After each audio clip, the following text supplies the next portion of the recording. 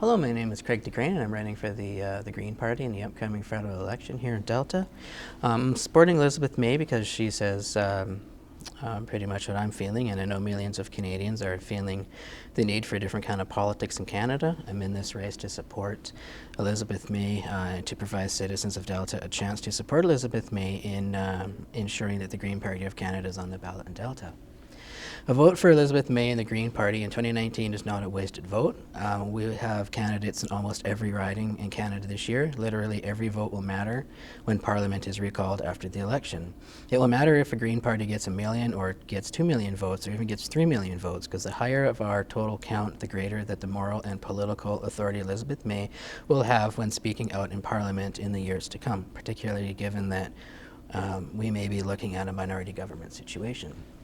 The election is particularly important to Delta because of the climate change continues to happen, and low-lying areas of Ladner and Tawasin will be affected by flooding and farmers' livelihoods and fresh water. We have the best climate action plan to see us through this period on Earth: zero student debt, affordable housing, and no poverty, expanding healthcare to include mental health and pharmacare for all. Thank you. No problem. Craig, first question. There's been a lot of talk about the Massey Tunnel replacement, the Fraser River crossing, and improving transit south of the Fraser River. If elected, how will your government support our long-term transportation needs here in Delta? The Green Party platform provides major investments in urban transit, federal transfer to municipalities, and will be institutionalized through the creation of a municipal fund, renaming the gas tax funds, which were delinked from gas tax revenues years ago. That will ensure a doubling of current funding for transit and other urban infrastructure. Cities like Delta will benefit from a national cycling and walking infrastructure fund to help support zero-emission active transportation. The Green Plan involves a transition that not only possible is essential for us serious about meeting our climate commitments.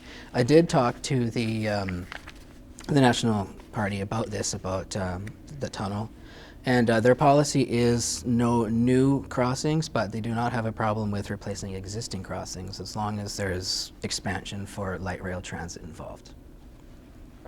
Thank you. You're welcome. The next question, Delta businesses rely a lot on foreign trade. Given the recent complications with China, what would your government strategy be to improve relations in the Asia-Pacific? And specifically, is there anything that your government would do to normalize relations with China, or would you seek other trade options elsewhere?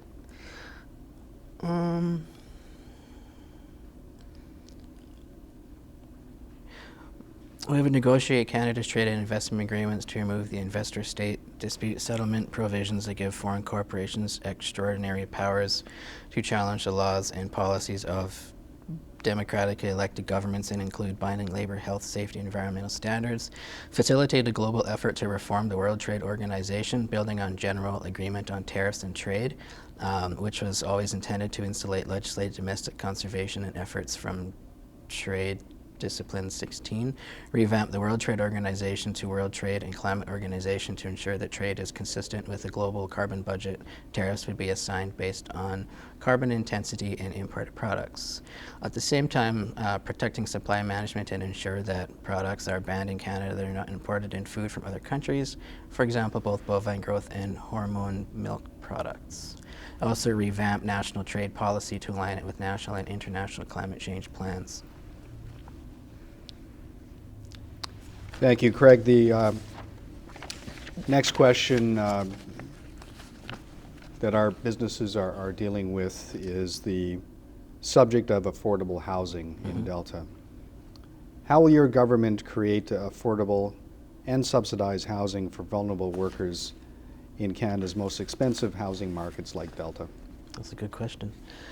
We will enhance the federal government's contribution to meeting the housing needs of Canada through direct investments, changes to the tax policies, and lending and granting programs, putting the government's focus where it is urgently needed.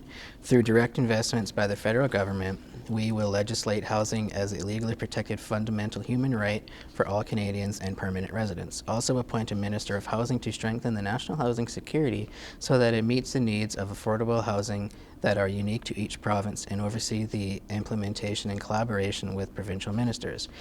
This recognizes that housing is provincial jurisdiction. The target would be 25,000 new and 15,000 rehabilitated units annually over the next 10 years. Increasing the National Housing Co-Investment Fund by $750 million for new builds, and Canada Housing Benefit by $750 million for rental assistance and 125 households. Create a Canadian co-op housing strategy that would update the mechanisms of financial co-op housing in partnership with the CMHC and co-op societies, credit unions, and other lenders. Thanks, Craig. The next question is regarding taxation on businesses. Our businesses are under the burden of multi-levels of taxation from different levels of government. Would your government implement a nonpartisan Royal Commission on Tax Reform to examine all aspects of the Canadian tax policy, specifically to look at desired outcomes for businesses to be able to compete fairly and have sustainable levels of competitiveness? We would establish at arm's length a federal tax commission to analyze the tax system for fairness and accessibility based on the principle of progressive taxation. The last tax commission was in the 1960s, so reform is long overdue. This will include recommending an appropriate way to tax cryptocurrencies, close tax loopholes that would benefit the wealthy, like the stock option loophole is one of the most expensive and unfair tax loopholes. We would end offshore dodging by taxing funds hidden in offshore havens and requiring companies to provide that their foreign affiliates are actually functioning business for the tax purposes.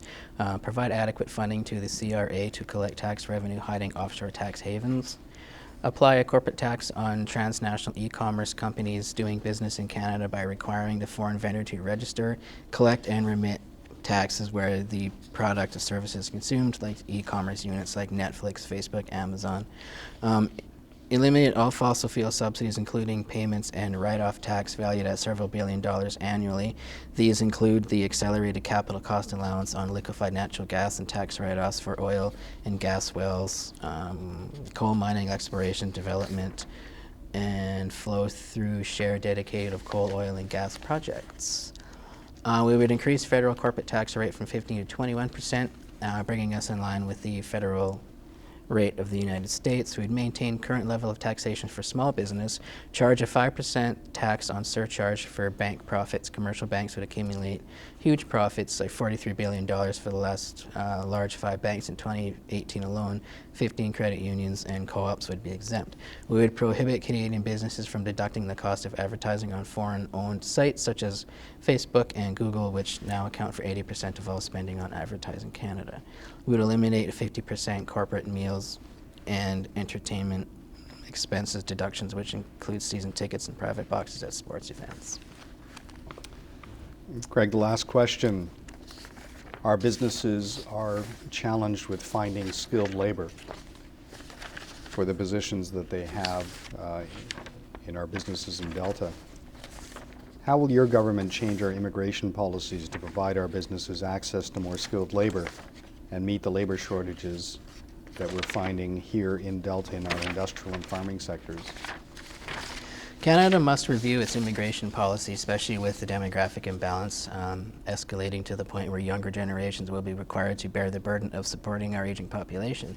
We need to attract immigrants and establish a system that is fair. Recent immigrants make up almost 40% less,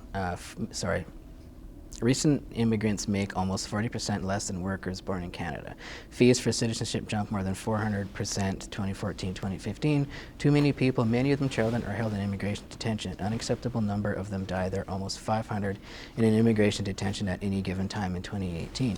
We will ensure professionals being considered for immigration have licensing requirements for their professions clearly explained before entity. Also work with professional associations to create a robust system of evaluating and educating and training